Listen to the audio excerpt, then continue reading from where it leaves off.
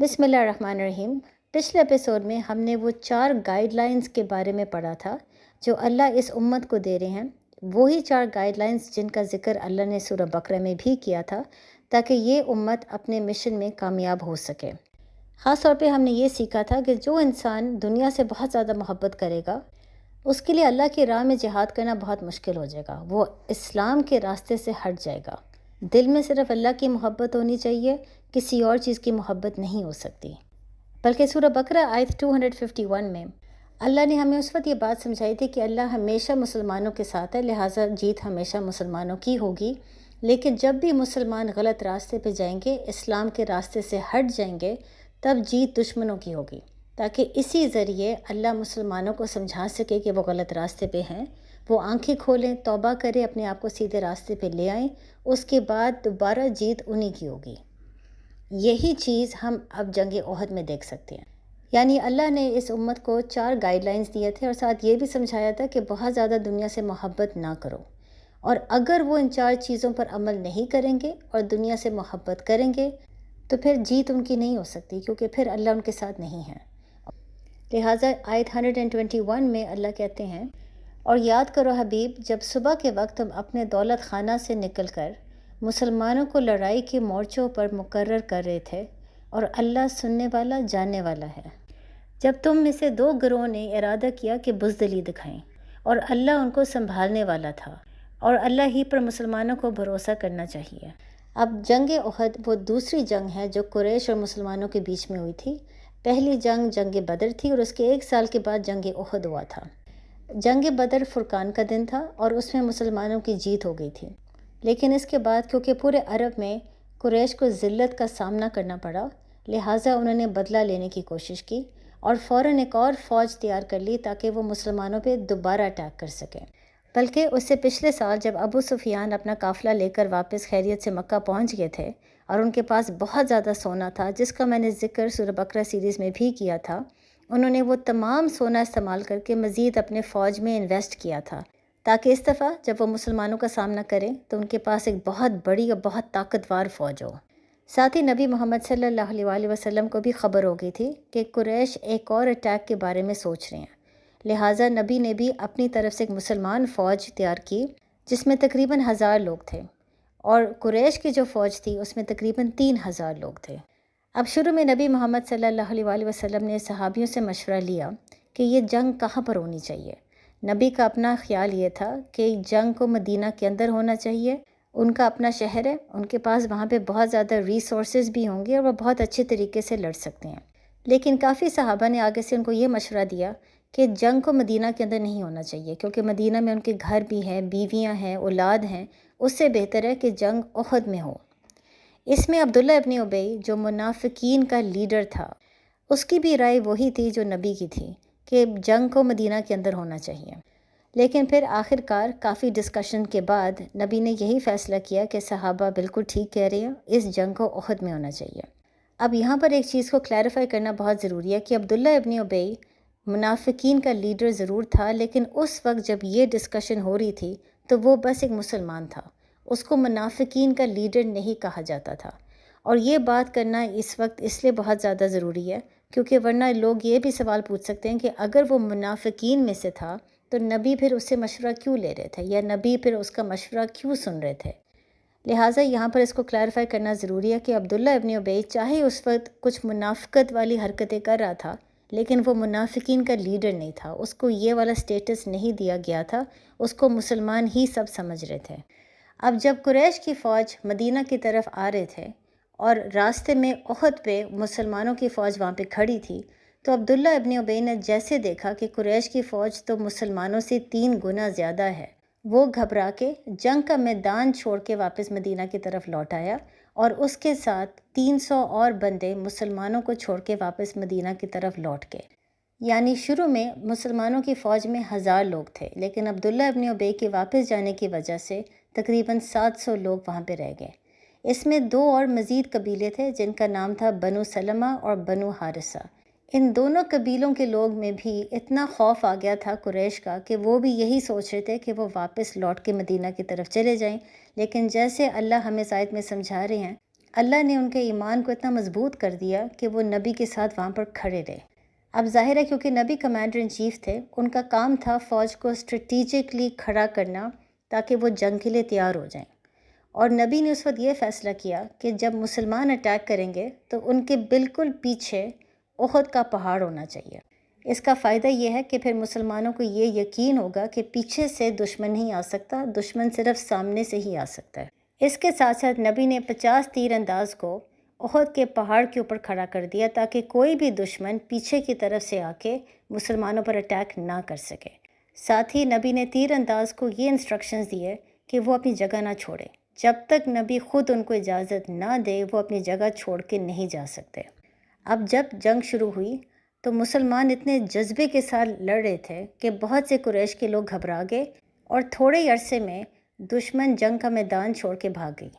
اب ظاہرہ جب قریش کے لوگ بھاگ رہے تھے اور ان کے پیچھے پیچھے مسلمان بھی جا رہے تھے تو تیر انداز نے یہ سوچا کہ جیت مسلمانوں کی ہو گئی ہے، لہٰذا انہوں نے اپنی جگہ چھوڑ کے پہاڑ سے نیچے بھاگنا شروع ہو گئے، یہ سوچ کے کہ اب ہم جنگ کا مال اٹھا سکتے ہیں۔ یعنی وہ اس مال کی محبت میں آ کر اپنی جگہ چھوڑ کے نیچے آ گئے، حالانکہ وہ جانتے تھے کہ نبی نے ان کو خاص انسٹرکشنز دیے تھے کہ وہ اپنی جگہ نہ چھوڑیں۔ جیسے وہ تیر انداز نیچے کی طرف بھاگنا شروع ہو گئے تو خالد بن ولید جو اس وقت مسلمان نہیں تھے، انہوں نے جب دور سے دیکھا کہ تیر انداز نے اپنی جگہ چھوڑ دی ہے تو وہ اپنا رسالہ لے کے احد کے پہاڑ کے پیچھے سے آئے تاکہ وہ مسلمانوں کو ایک سرپرائز اٹیک دے سکیں۔ لہٰذا اس وقت جب مسلمان قریش کا پیچھا کر رہے تھے ان کو یہ اندازہ نہیں تھا کہ ان کے پیچھے خالد بن ولید کا رسالہ آنا شروع ہو جائے گا۔ ساتھ ہی جو قریش کی فوج جنگ کے میدان سے بھاگ رہی تھی، جب انہوں نے پیچھے مڑ کے دیکھا اور ان کو یہ سمجھ آئی کہ ان کے اپنے گھوڑے مسلمانوں کے پیچھے آ کے مسلمانوں کو اٹیک کر رہے ہیں، تو انہوں نے جنگ کے میدان سے بھاگنے کے بجائے مڑ کے دوبارہ مسلمانوں پہ اٹیک کرنا شروع کر دیا۔ لہٰذا مسلمان بالکل بیچ میں پھنس گئے۔ سامنے سے قریش کی فوج تھی اور پیچھے سے قریش کے گھوڑے تھے۔ یہ اس وقت ایک بہت بڑا امتحان تھا کیونکہ کئی مسلمانوں کو اس وقت کنفیوژن تھی، سمجھ نہیں آ رہی تھی کہ خالد بن ولید اپنا رسالہ لے کے پیچھے سے کیسے آ سکتے ہیں، وہ تیر انداز کہاں پہ گئے، اور اگر انہوں نے اپنی جگہ چھوڑی تو کیوں چھوڑی۔ بلکہ پھر اس موقع پہ بہت سے صحابی تھے جن کو شہادت ملی اور اس کی وجہ سے مزید مسلمان گھبرا گئے۔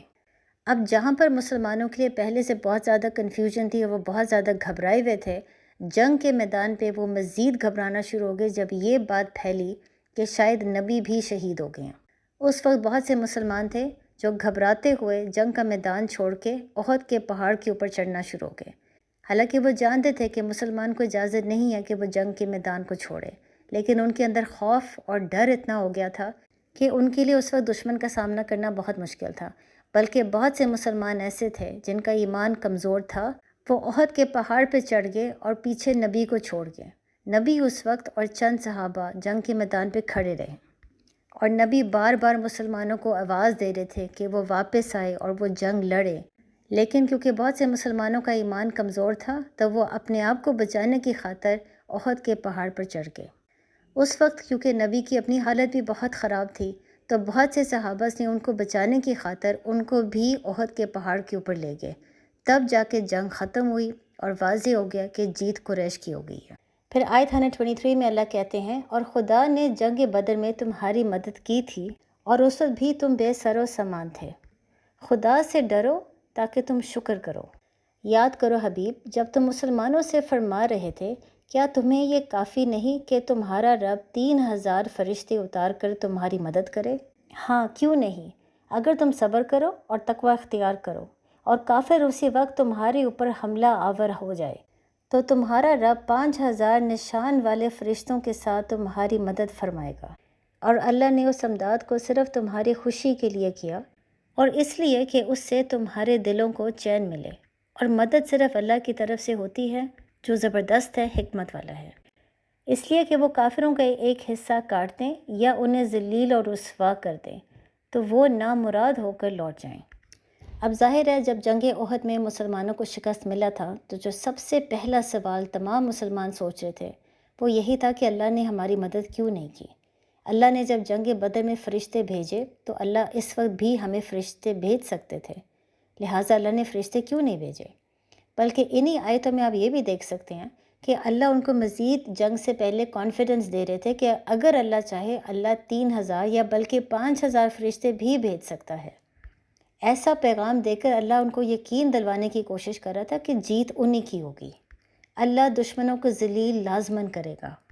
تو پھر ظاہری بات ہے جب اللہ اس قسم کے پیغام مسلمانوں کو جنگ سے پہلے دے رہے تھے، یہی وجہ ہے کہ بہت سے مسلمان اس بات پہ حیران ہو گئے کہ پھر اللہ نے ہمیں جیت کیوں نہیں دی۔ اگر تیر انداز سے کوئی غلطی ہو بھی گئی تھی تو اللہ پھر بھی فرشتے تو بھیج سکتا تھا تاکہ جیت ہماری ہو جائے،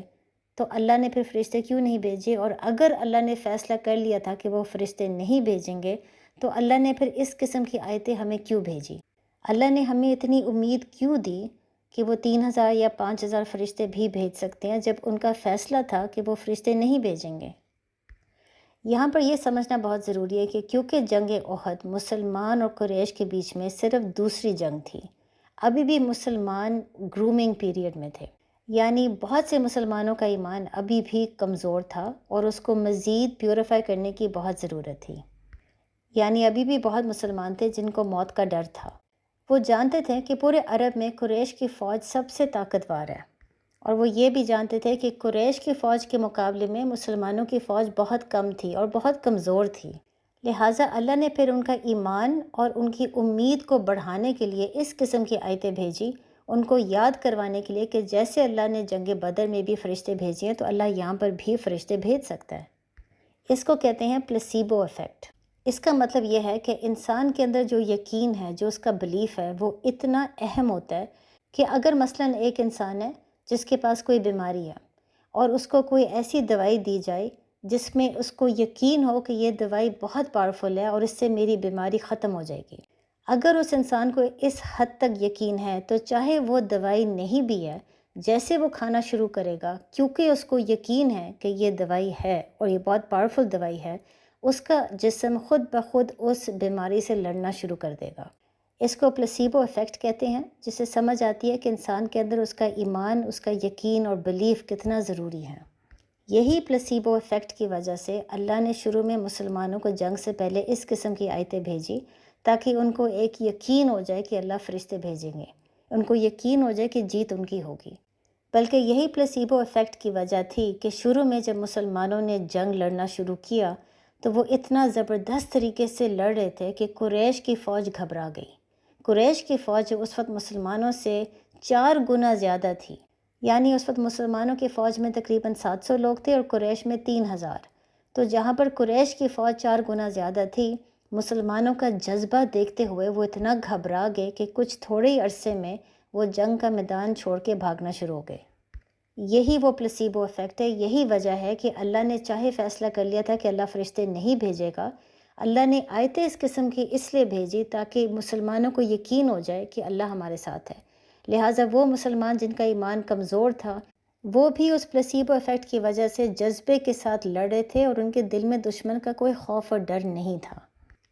اس کے ساتھ ساتھ یہ بھی سمجھنا ضروری ہے کہ اللہ نے فرشتے اس لیے بھی نہیں بھیجنے تھے کیونکہ اللہ نے مسلمانوں کو یہ بات سمجھانی تھی کہ مسلمانوں کو فرشتوں کی ضرورت نہیں ہے، مسلمانوں کو صرف اللہ کی ضرورت ہے اور اللہ تو ہمیشہ ان کے ساتھ ہے۔ یعنی اگر اللہ نے ان کو عقل، ہمت اور طاقت دی ہے، اس کا مطلب ہی یہی ہے کہ ہر مسلمان دشمن کا سامنا کر سکتا ہے، اس کو فرشتوں کی ضرورت ہی نہیں۔ بلکہ اگر اللہ اس جنگ میں بھی فرشتے بھیجتے اور آگے بھی جتنی بھی جنگیں تھیں، تمام جنگوں میں اگر اللہ فرشتے بھیجتے تو پھر مسلمان جہاد ہی نہ کرتے، مسلمان کسی جنگ کے لیے بہت زیادہ محنت اور جہاد نہ کرتے، کیونکہ وہ جانتے تھے کہ ہم جو مرضی کر لیں آخر میں اللہ نے فرشتے بھیجنے ہیں، فرشتے ہمارے بہاف پہ جنگ لڑیں گے اور جیت ہماری ہوگی، لہٰذا بہت زیادہ محنت کرنے کا فائدہ کیا؟ اس کے علاوہ بجائے اس کے کہ پھر مسلمانوں کو اللہ پر یقین ہو، مسلمانوں کو فرشتوں پر یقین ہونا شروع ہو جائے گا، بجائے اس کے کہ وہ اللہ پہ ڈیپینڈنٹ ہو، وہ فرشتوں پہ ڈیپینڈنٹ ہو جائیں گے۔ وہ عنقریب یہ سوچنا شروع ہو جائیں گے کہ جیت اللہ کی وجہ سے نہیں ہوئی، جیت بلکہ فرشتوں کی وجہ سے ہوئی ہے۔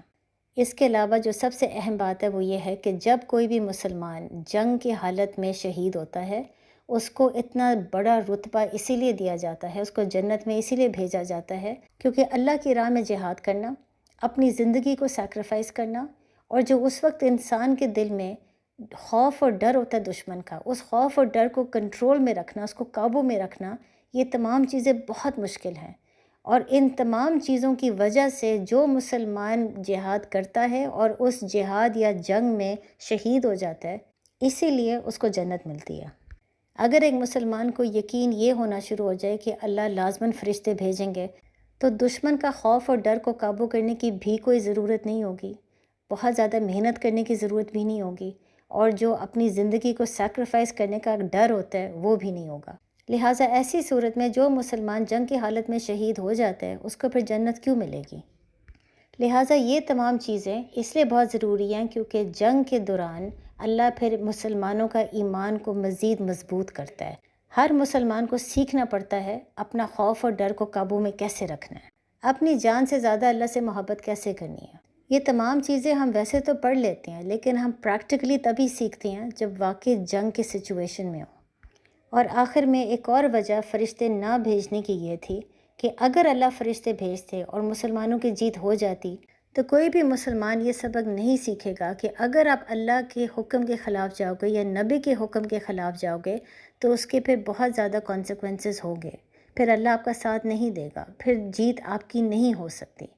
یہ چیز مسلمانوں کو سمجھانا بہت ضروری تھا۔ یعنی اگر مسلمان یہ جان لیتے کہ تیر انداز نے نبی کی بات نہیں سنی لیکن اس کے باوجود اللہ نے فرشتے بھیجے اور جیت ہماری ہوگی، تو پھر مسلمان یہ سیکھیں گے کہ ہم اللہ کے خلاف جا سکتے ہیں، ہم نبی کے خلاف بھی جا سکتے ہیں، پھر بھی جیت ہمیشہ ہماری ہی ہوگی۔ لہٰذا اس دن مسلمانوں کو یہ چیز سکھانا بہت ضروری تھا کہ جب بھی آپ نبی کے خلاف جاؤ گے، اللہ کے حکم کے خلاف جاؤ گے تو جیت آپ کی نہیں ہوگی۔ اور دوسرا یہ بات بھی سمجھانا بہت ضروری تھا کہ اگر پوری امت میں سے کچھ لوگ اللہ کے حکم کے خلاف جانا شروع ہو جاتے ہیں، نبی کے حکم کے خلاف جاتے ہیں، تو اس کے کانسیکوینسز پوری امت کو بھگتنا پڑے گا۔ اور یہ چیز اس لیے بھی بہت ضروری تھی تاکہ پھر ہر مسلمان بہت زیادہ اپنی ایمان کی حفاظت کرنا شروع کرے، ہر مسلمان کوشس اور ویجیلنٹ ہو، وہی چیز جو اللہ نے شروع میں امت محمد کو سکھائی تھی، تاکہ وہ جنگ کے میدان میں غلطی نہ کرے۔ اگر وہ کرے گا تو صرف وہ نہیں بلکہ پوری امت کو بھگتنا پڑے گا۔ اس کے ساتھ ساتھ مسلمانوں کے لیے یہ بہت بڑا ٹریننگ پیریڈ تھا، کیونکہ جب وہ احد سے ہار کے واپس مدینہ جا رہے تھے تو مدینہ میں منافقین اور یہودی ان پہ ہنس رہے تھے، ان کا مذاق اڑا رہے تھے اور مسلمانوں کے دل میں شک ڈالنے کی کوشش کر رہے تھے کہ یہ آدمی محمد صلی اللہ علیہ وآلہ وسلم نبی تو ہو ہی نہیں سکتے، اگر یہ نبی ہوتے تو پھر یہ ہار کے واپس نہ آتے۔ لہٰذا مسلمانوں کے لیے بہت بڑا امتحان یہ تھا کہ صرف جنگ کے دوران نہیں بلکہ جنگ کے بعد بھی بہت سے ایسے مشکلات آئے جن کا سامنا کرنا بہت ضروری تھا، اور یہ تمام چیزوں کی وجہ سے ان کا ایمان مزید پختہ ہو رہا تھا۔ بلکہ یہی وجہ ہے کہ اللہ ایسے سچویشن میں مسلمانوں کو بہت سی اس قسم کی آیتیں بھیج رہے تھے ان کو سکون دینے کے لیے، کیونکہ جہاں پر اللہ جانتے تھے کہ یہ ان کا ٹریننگ پیریڈ ہے، ان کو سیکھنا پڑے گا، ساتھ اللہ ان کو اس قسم کی آیتیں بھی دے رہے تھے تاکہ ان کے دل میں سکون آ جائے، وہ بہت زیادہ گھبرا نہ جائیں۔ پھر آیت 128 میں اللہ کہتے ہیں، اے حبیب آپ کا اس معاملے میں کوئی تعلق نہیں، اللہ چاہے تو انہیں توبہ کی توفیق دے دے، اور اگر اللہ چاہے تو انہیں عذاب میں ڈال دے، کیونکہ یہ ظالم ہے، اور اللہ ہی کا ہے جو کچھ آسمان میں ہے اور جو کچھ زمین میں ہے، وہ جسے چاہے بخشے اور جسے چاہے عذاب کرے، اور اللہ بخشنے والا مہربان ہے۔ اب ان آیتوں میں اللہ ہمیں اپنی رحمت کے بارے میں سمجھا رہے ہیں۔ جب مسلمانوں کو شکست ہوا اور ظاہر ہے اس وقت نبی کی حالت بھی بہت خراب تھی، ایک تیر ان کے گال میں پھنسا ہوا تھا اور اس کے علاوہ بھی ان کو بہت زیادہ تکلیف تھی، یہاں تک کہ جب صحابہ نے وہ تیر کو نکالنے کی کوشش کی تو بہت خون بہنا شروع ہو گیا۔ اب ظاہر ہے جب کمانڈر ان چیف، جس کو یہ اندازہ تھا کہ شروع میں مسلمانوں کی جیت ہو رہی تھی اور مسلمان صرف اس لیے ہار گئے کیونکہ تیر انداز نے نبی کی بات نہیں سنی، تو غصے میں آ کے یا تھوڑی سی فرسٹریشن میں آ کے کوئی بھی انسان یہ ایکسپیکٹ کر سکتا ہے کہ کمانڈر ان چیف کچھ بولے گا، غصے میں آ کے کچھ نہ کچھ تو ضرور کہے گا، اور یہی بلکہ ہوا۔ نبی کو کیونکہ اس وقت شدید تکلیف تھی تو اس وقت انہوں نے صرف اتنی سی بات کہی کہ اللہ اس قسم کی قوم یا ایسے لوگوں کو اللہ ہدایت کیسے دے گا جو اپنی نبی کی بات نہیں سنتے۔ اب ظاہر ہے اس بات سے ان کی درد اور تکلیف کا اندازہ ہو سکتا ہے، چاہے وہ بہت اونچی آواز میں بات نہیں کر رہے تھے، چاہے وہ تیر انداز کو بہت زیادہ ذلیل نہیں کر رہے تھے، لیکن اتنی سی بھی بات کہنے سے اندازہ ہو گیا تھا کہ وہ بہت زیادہ تکلیف میں ہیں۔ جیسے نبی نے یہ بات کی تو آیت 128 اللہ نے نازل کی، جس میں اللہ نے نبی کو خبردار اس بات پہ کیا کہ اگر اللہ چاہے تو اللہ ابھی بھی ان تمام لوگوں کو معاف کر سکتا ہے، ان تمام لوگوں کو ہدایت دے سکتا ہے، اور اگر اللہ چاہے تو وہ بے شک نہ دے۔ یہ اللہ کا فیصلہ ہے، اور کوئی نبی بھی اس کے اوپر فیصلہ نہیں سنا سکتا، نہ ہی اس پہ بات کر سکتا ہے۔ لہٰذا آپ یہ دیکھ سکتے ہیں کہ چاہے نبی نے اس وقت تکلیف میں آ کے ایک بات کی، لیکن اللہ نے فوراً خبردار کر دیا کہ ہدایت دینا اور معاف کرنا اللہ کا کام ہے، بلکہ آگے جا کے آپ دیکھیں گے کہ اللہ پھر ہمیں یہی بتاتے ہیں کہ اللہ نے پھر واقعی ان تمام لوگوں کو معاف کیا جن سے غلطی ہوئی، جو تیر انداز سے اللہ نے ان کو بھی معاف کر دیا، اور جن مسلمانوں نے جنگ کا میدان چھوڑ کے احد کے پہاڑ کے اوپر بھاگ گئے، اللہ نے ان کو بھی معاف کر دیا۔ اب چاہے اس وقت یہ بات اللہ نبی کے ساتھ کر رہے تھے، لیکن اس سے ہم یہ ضرور سبق حاصل کر سکتے ہیں کہ اگر نبی کو اجازت نہیں تھی کہ وہ کسی کو جج کرے یا یہ سوچے اللہ کسی کو ہدایت دے گا یا نہیں، معاف کرے گا یا نہیں، تو پھر ہم مسلمانوں کو اجازت اللہ کیسے دے سکتے ہیں؟ ہم مسلمان جو عموماً لوگوں کو جج کرنے کی کوشش کر رہے ہوتے ہیں، اپنی طرف سے سوچتے ہیں کہ اللہ کس کو معاف کرے گا، کس کو ہدایت دے گا، کس کو نہیں۔ ہمیں بھی اس چیز کی اجازت نہیں۔ اللہ جس کو چاہے معاف کر سکتا ہے جب اللہ چاہے معاف کر سکتا ہے، اور اللہ جس کو چاہے ہدایت دے سکتا ہے، اور جس کو چاہے اللہ ہدایت نہ دے۔ پھر اللہ آیت 130 میں کہتے ہیں، اے ایمان والو، دگنا در دگنا سونا نہ کھاؤ، اور اللہ سے ڈرو اس امید پر کہ تمہیں کامیابی مل جائے، اور اس آگ سے بچو جو کافروں کے لیے تیار کی گئی ہے، اور اللہ اور رسول کی فرما برداری کرتے رہو تاکہ تم پر رحم کیا جائے، اور اپنی رب کی بخشش اور اس جنت کی طرف دوڑو جس کی وسعت آسمان اور زمین پر برابر ہے، وہ پرہیزگاروں کے لیے تیار کی گئی ہے۔ اب ان آیتوں میں اللہ سود کا ذکر کرنا شروع ہو گیا، جو حیرانگی کی بات اس لیے ہے کیونکہ جہاں پر اللہ جنگ احد کے بارے میں بات کر رہے تھے تو اچانک سود کے اوپر بات کرنے کا کچھ کنیکشن سمجھ نہیں آتا۔ ان آیتوں کا تعلق یہ ہے کہ جنگ احد میں جو بھی تیر انداز کی طرف سے غلطی ہوئی وہ اسی لیے ہوئی کیونکہ ان کے اندر لالچ تھا، دنیاوی لالچ بہت زیادہ تھا، اسی لیے وہ اپنی جگہ چھوڑ کے جنگ کے میدان کی طرف جانا شروع ہو گئے تاکہ وہ جنگ کا مال اٹھا سکے۔ یعنی کیونکہ ان کے اندر لالچ بہت تھا، دنیا کی محبت ابھی بھی بہت زیادہ تھی، وہ اس لیے اس محبت کی وجہ سے بھول گئے کہ نبی نے ان کو کیا انسٹرکشنز دیے تھے۔ لہٰذا یہاں پر اللہ سود کے بارے میں جو بات کر رہے ہیں وہ اس لیے تاکہ تیر انداز کو بھی اور ساتھ مسلمانوں کو بھی یہ بات سمجھ آ جائے کہ جب تک وہ اپنے دل میں سے لالچ نہیں نکالیں گے، دنیا کی محبت نہیں نکالیں گے، اللہ کی راہ میں 100% جہاد کرنا یا اللہ کی محبت میں آ کے اپنی جانوں کو قربان کر دینا مسلمان کے لیے بہت مشکل ہوگا۔ جب تک مسلمان اپنا ایمان کو مزید پختہ نہیں کریں گے، وہ بار بار اسی طریقے سے غلطی کریں گے، اور اس کی وجہ سے ان کو بار بار شکست کا سامنا کرنا پڑے گا، کیونکہ اللہ مسلمانوں کے ساتھ تبھی ہیں جب مسلمان سیدھے راستے پہ ہوں۔ بلکہ اس وقت جو تیر انداز نے کیا، یہ حیرانگی کی بات اس لیے ہے کیونکہ جنگ احد سے پہلے اللہ نے سورہ انفال میں ان آیتوں کو نازل کر دیا تھا کہ جب بھی اس کے بعد جنگ ہوگی اور مسلمان کی جیت ہوگی تو جنگ کا مال کس طریقے سے تقسیم ہوگا۔ اللہ نے جنگ احد سے پہلے واضح کر دیا تھا کہ تمام جنگ کا مال نبی اس طریقے سے تقسیم کریں گے کہ کسی کے ساتھ بے انصافی نہیں ہوگی، ہر انسان کو اتنا ہی ملے گا۔ اب ظاہر ہے یہ اس وقت مسلمانوں کے لیے امپلیمنٹ کرنا یا سمجھنا تھوڑا سا مشکل اس لیے تھا کیونکہ اسلام کے آنے سے پہلے جاہلیت کے دور میں جب بھی جنگیں ہوتی تھیں تو آخر میں جنگ کا مال تقسیم ایک صحیح طریقے سے نہیں ہوتا تھا، یعنی ہر انسان جنگ کے میدان کی طرف بھاگتا تھا اور جس نے جو اٹھا لیا وہ اس کا ہو گیا۔ اب ظاہر ہے اس سسٹم کے ذریعے بہت سے لوگوں کے ساتھ بے انصافی ہوتی تھی، لہٰذا اسلام میں جنگ بدر کے بعد اور جنگ احد سے پہلے اللہ نے اس چیز کو واضح کر دیا تھا کہ تقسیم بہت انصاف کے ساتھ ہوگا۔ لہٰذا جب مسلمان یہ بات جانتے تھے تو اس کے باوجود حیرانگی کی بات ہے کہ تیر انداز نے اپنی جگہ چھوڑ کے جنگ کے مال کی طرف کیوں بھاگے۔ اس سے یہ چیز صاف ظاہر ہوتی ہے کہ یہ مسلمانوں کی شروع کی ٹریننگ پیریڈ تھا۔ اللہ جانتے تھے کہ چاہے مسلمانوں کو بات سمجھ آ گئی ہے، جو چیز وہ صدیوں سے کر رہے تھے جاہلیت کے دور میں، ان تمام عادتوں کو فوراً بدلنا مشکل ہے۔ یعنی کیونکہ مسلمانوں کو پہلے اسی چیز کی عادت تھی کہ جنگ جیسے ختم ہوگی تو وہ جا کے جنگ کا مال اٹھانا شروع ہو جائیں گے، اور جس کے پاس جو بھی آ گیا وہ اسی کا ہو گیا۔ لہٰذا اس وقت مسلمانوں کو اپنے آپ کو یاد کروانا کہ اب اس طریقے سے جنگ کا مال تقسیم نہیں ہوگا، انصاف کے ساتھ ہوگا، یہ تھوڑا سا مشکل تھا. وہ ابھی بھی اس ٹریننگ پیریڈ میں تھے اور کئی مسلمان بھول گئے ہوئے تھے. اور خاص طور پہ اس سے اللہ دوبارہ ان کو یہی چیز ظاہر کروا رہا تھا کہ کئی مسلمانوں کا ایمان ابھی بھی کمزور ہے. کئی مسلمانوں کے دل میں ابھی بھی دنیا کی محبت اتنی زیادہ ہے کہ وہ جنگ کا مال دیکھ کے نبی کا حکم بالکل بھول گئے.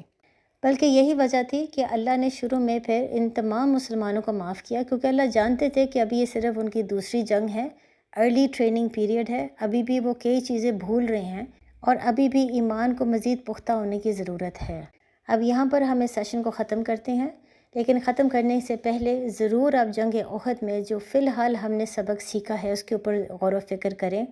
کہ اللہ جب آیتیں بھیجتے ہیں تو ان کا مقصد کیا ہوتا ہے. اللہ دل میں سکون کس طریقے سے مسلمانوں کو بھیجتا ہے تاکہ مسلمان ہمت نہ ہاریں. اور سب سے ضروری یہ ہے کہ تھوڑی دیر کے لیے ہم میں سے ہر انسان یہ ضرور سوچے کہ اس وقت مسلمانوں کی کیفیت کیا ہوگی. جب جنگ احد کے شروع میں ہر مسلمان یہی جانتا تھا کہ جیت مسلمانوں کی ہو گئی ہے، اور پھر اچانک چند لوگوں کی وجہ سے جو مسلمان ہارے اور کس طریقے سے ہارے اور کتنی کنفیوژن اس وقت جنگ کے میدان میں تھی. ان تمام فیلنگز اور ایموشنز کو سمجھنا بہت ضروری ہے، کیونکہ ہم میں سے ہر انسان نے جنگ احد کے بارے میں پڑھا ضرور ہے، ہم جانتے ضرور ہے، علم ضرور ہے کہ کیا ہوا تھا، لیکن اس وقت ان ایموشنز کو ذرا فیل کرنا بھی بہت ضروری ہے. بلکہ صرف یہ نہ سوچے کہ اس وقت جنگ احد کے دوران کیا کنفیوژن تھی، یہ بھی سوچے کہ جنگ احد کے بعد کتنی کنفیوژن تھی کہ اللہ نے فرشتے کیوں نہیں بھیجے، ہماری جیت کیوں نہیں ہوئی. اگر تیر انداز کی طرف سے غلطی ہو بھی گئی تھی تو اللہ نے پھر بھی ہمیں یہ ذلت کیوں دی. اب ہم جب واپس مدینہ جائیں گے تو ہمیں منافق اور یہودی جو ہمارے اوپر ہنسیں گے، ہم ان کا سامنا کیسے کریں گے. کتنی چیزیں تھیں جن کے لیے مسلمانوں کو اس وقت سوچنا ضروری تھا، لیکن ساتھ ساتھ اللہ ان کو یہی سمجھا رہے تھے کہ وہ ہمت نہیں ہار سکتے. بلکہ اللہ یہ بھی ان کو سمجھا رہے تھے کہ اس وقت ہارنا بہت ضروری تھا، کیونکہ مسلمانوں کا ایمان کمزور تھا. ابھی بھی کئی مسلمانوں کے دل میں اللہ کی نہیں دنیاوی محبت بہت زیادہ تھی. لہٰذا اس شکست میں بھی خیر ہے،